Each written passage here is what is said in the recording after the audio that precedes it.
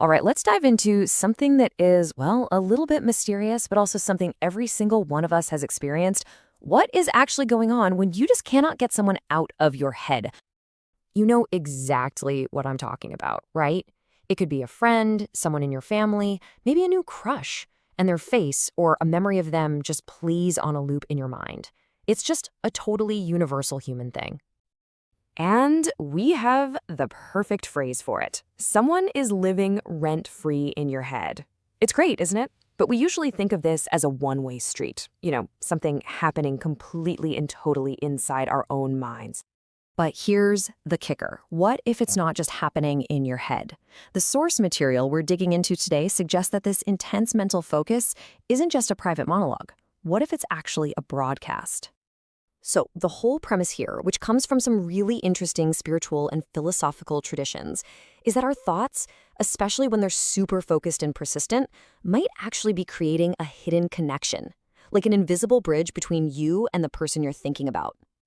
And our source makes a really bold claim. It says that when thinking about someone becomes a habit for you, there are three very specific things happening to that other person. It's this idea that your thoughts could have tangible, real-world effects. And that's the big question, right? So what are those three things?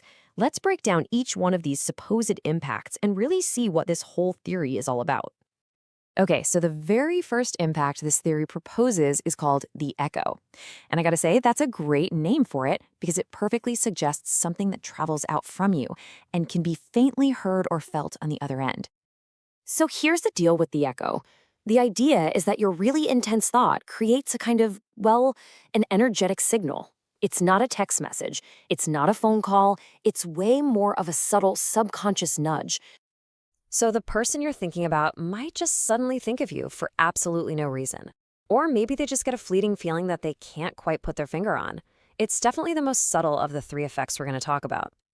This quote just captures the idea so perfectly. Our thoughts aren't a big shout. They're a whisper. They're faint, maybe even easily missed in all the noise of daily life. But according to this idea, they are still traveling from your mind to theirs. All right, now for the second impact, and this one really builds on the first. This one's called the pull, and it implies a much, much stronger and more active force than just a simple echo. So if the echo is like a single ping, you can think of the pull as a continuous force. The theory here is that your constant thoughts create a kind of relational gravity that makes coincidences and synchronicities way more likely. I mean, seriously, think about it. Have you ever been thinking about someone all day long and then, bam, they suddenly text you? Or you just randomly bump into them at the store? This theory suggests that might not be a coincidence at all. This little chart here really clears things up. See, on the left, you've got the echo, that single fleeting whisper. But over on the right, you've got the pull, which is shown as a continuous attractive force. It's like a steady current that might actually be the thing creating those wild real-world moments of synchronicity. And that brings us to the third and final impact. And honestly, this one might just be the most profound of them all. It's called the shift. Yeah, this one goes way beyond just a weird feeling or a lucky coincidence. The shift suggests your focused energy can actually leave a subconscious imprint and subtly influence how the other person thinks and feels about you. So, in other words, if you're constantly sending them positive thoughts, it might actually warm their feelings toward you. On the flip side, negative ones could create this unexplained sense of unease for them. It's the wild idea that your thoughts could help shape their reality of you. So when you put all three of these ideas together, the echo, the pull, and the shift, they paint this incredible picture where our inner world might have a much bigger impact on the outer world than we think. And that's why this matters. So if we take this idea seriously, even for a moment, the takeaways are pretty huge. First, maybe our thoughts aren't 100% private. They could be creating these tiny ripples that we can't see.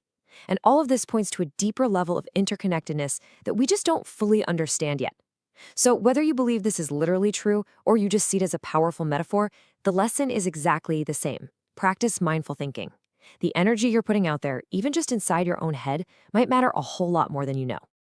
And all of that leaves us with just one final question for you. Thinking about the echoes and the pulls and the shifts that your own thoughts might be creating out there, Who is it that's living rent-free in your head right now? Definitely something to think about. Thanks for joining us.